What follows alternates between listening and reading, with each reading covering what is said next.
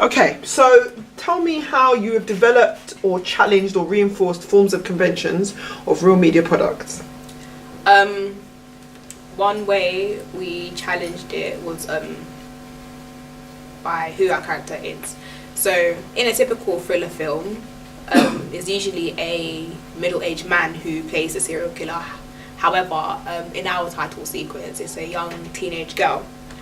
And also, it's usually, in a thriller film, it's usually the protagonist that's portrayed as brave and able to defeat the antagonist and powerful. However, in this case, in our title sequence, that our main character, she's, you know, portrayed as stronger, powerful, and she's the killer.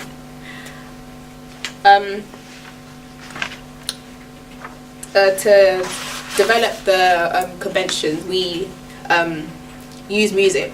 Now, music is very essential in thriller films, so it's used to, you know, create a mysterious atmosphere. It, you know, builds up the tension. Yeah, it just, you know, creates suspense, which we did for our title sequence. I can also say that through camera shots, we also developed the conventions of thriller films. So, for example, we use close-ups, certain scenes. Close-ups in thriller films just, you know, gives us, you know, what the character is doing in more detail, and yeah, so we can just get a clear picture of what's happening. And yeah, another shot that's also used in thriller films is point of view. So basically, when we see what the character sees, and like that kind of builds curiosity, because like we want to know like what's, you know, out there. Why are they looking at, you know, that particular place or that particular building? Like it just makes us, you know, dig into their you know, emotions, feelings, and thoughts. So what other conventions did you follow? What other conventions did you reinforce in your thriller?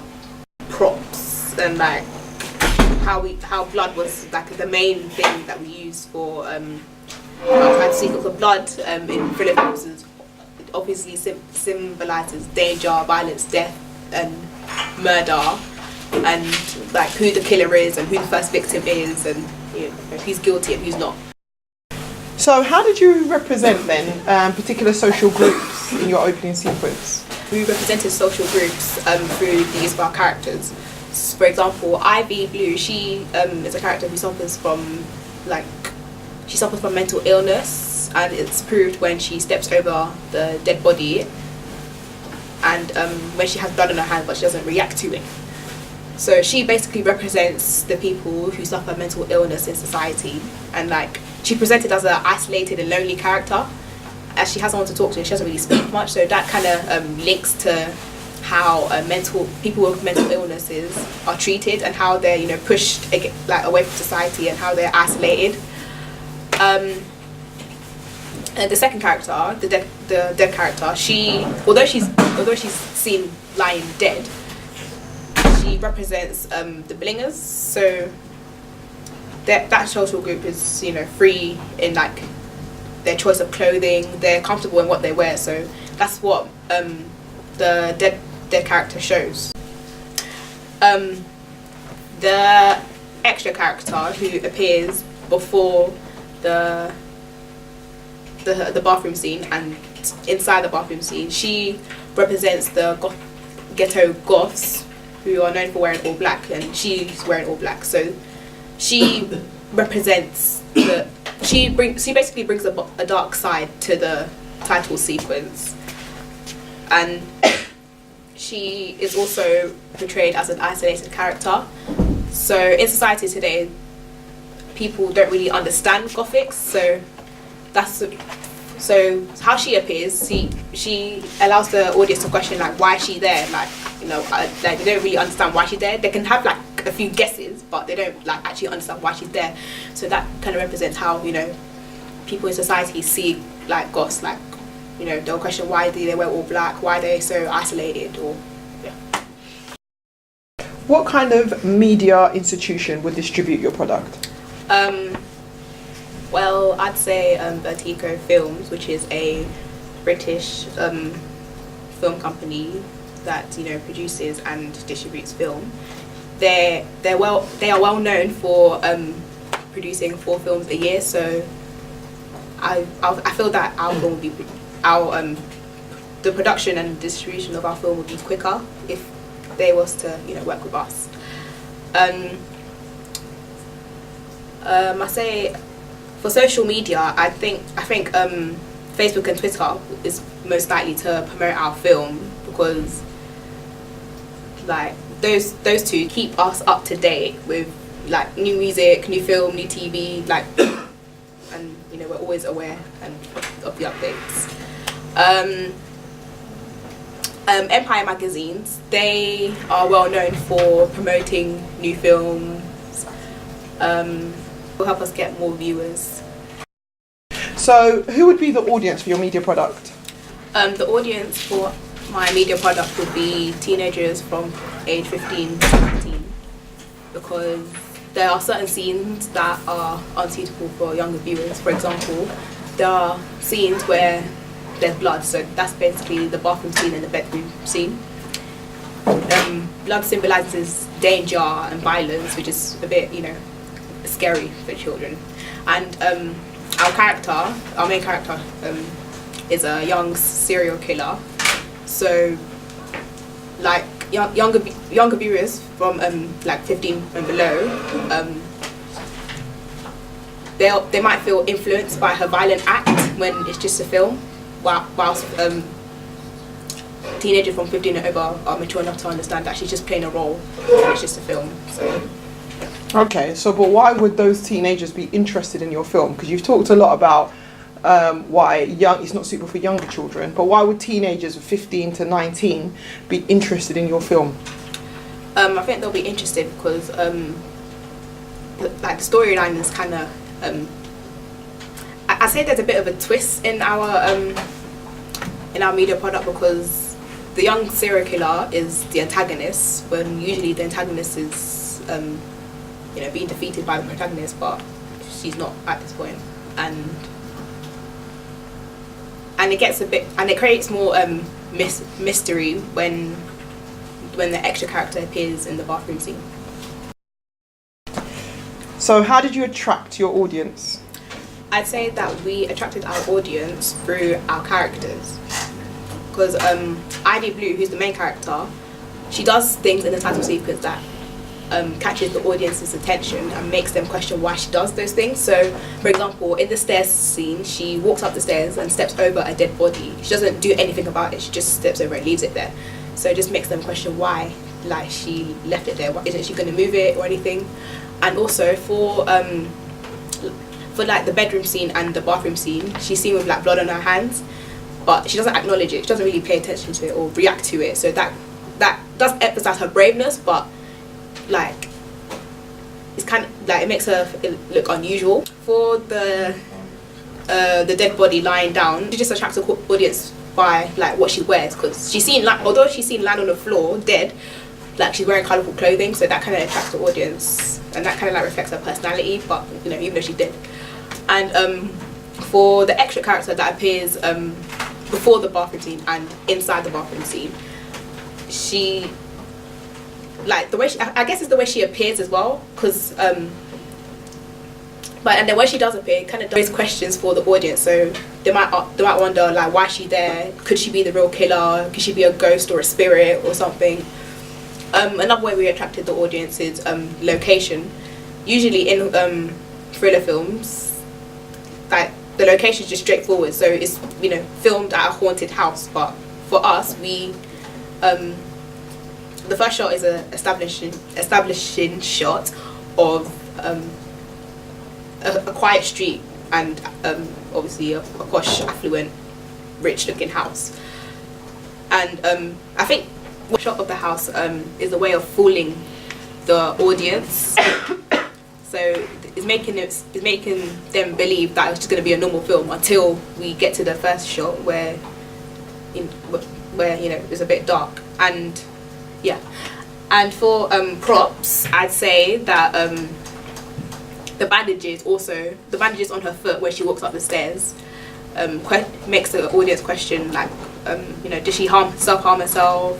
Is this got to do with her mental disorder? What about surveys? Because you spoke a lot to your audience. How did that help you to attract them? What did you learn from some of the surveys that you did? Well, the questions that we asked, we did give different options. Most of our answers were positive, because a lot of people said that they did enjoy stuff like the music, the storyline, the characters.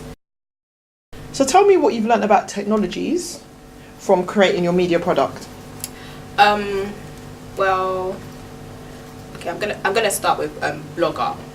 Blogger, basically a website that we use throughout the course of the year.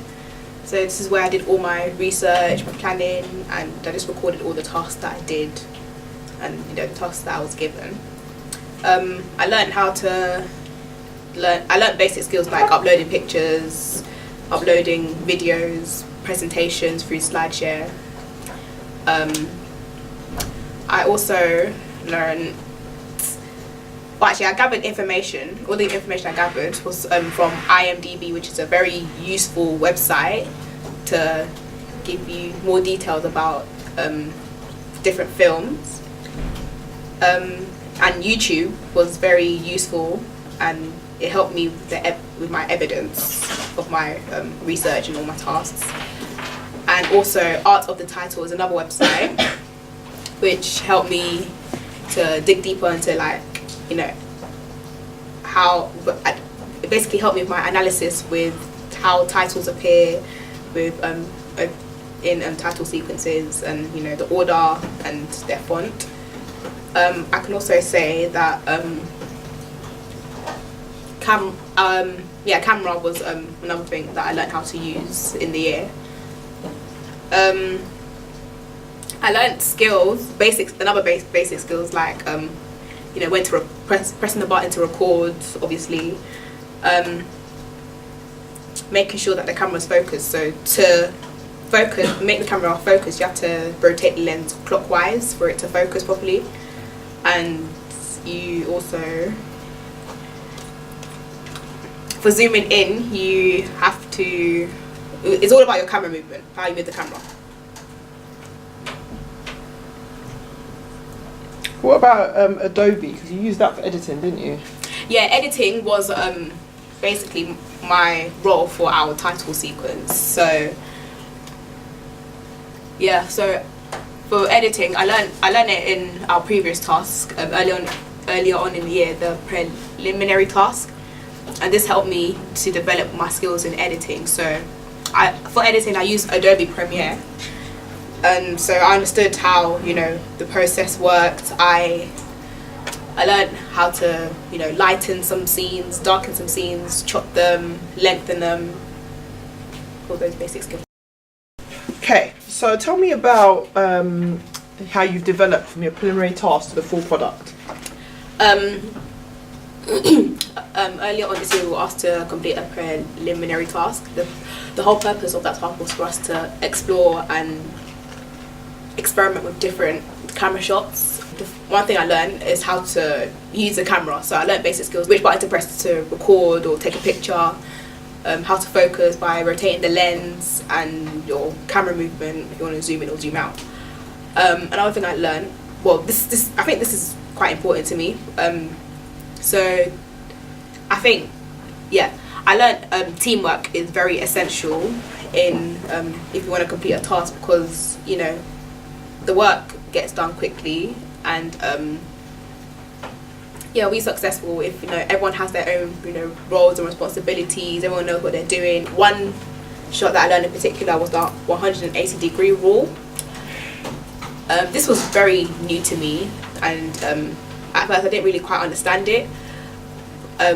So it took us 3 lessons for us to get it right. So that allowed me to understand that to get a perfect shot, to get a good shot, you have to keep going. You have to take many takes until you get that perfect shot.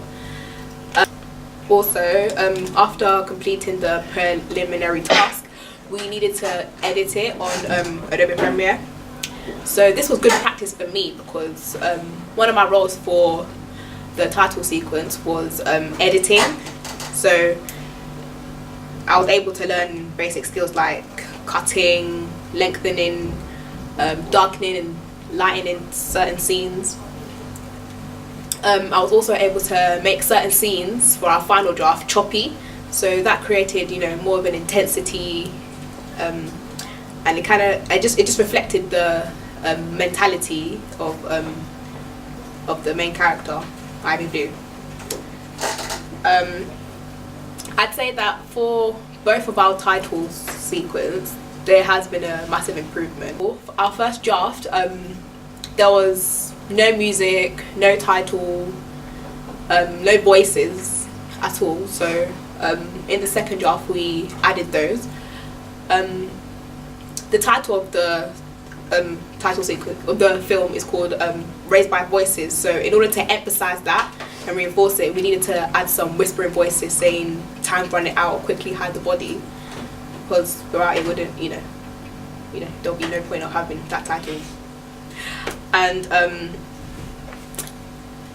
yeah, I'll teach. Well, for our first draft, there were certain shots that were unclear. For example, the establishing shot of the house at the beginning of the scene. We first shot like the streets, but we weren't clear on like which house and which door like that we're filming in. So our teachers gave us feedback and told us that we needed to just focus on one house, and we were able to, you know, add music to create tension and mystery for our title sequence.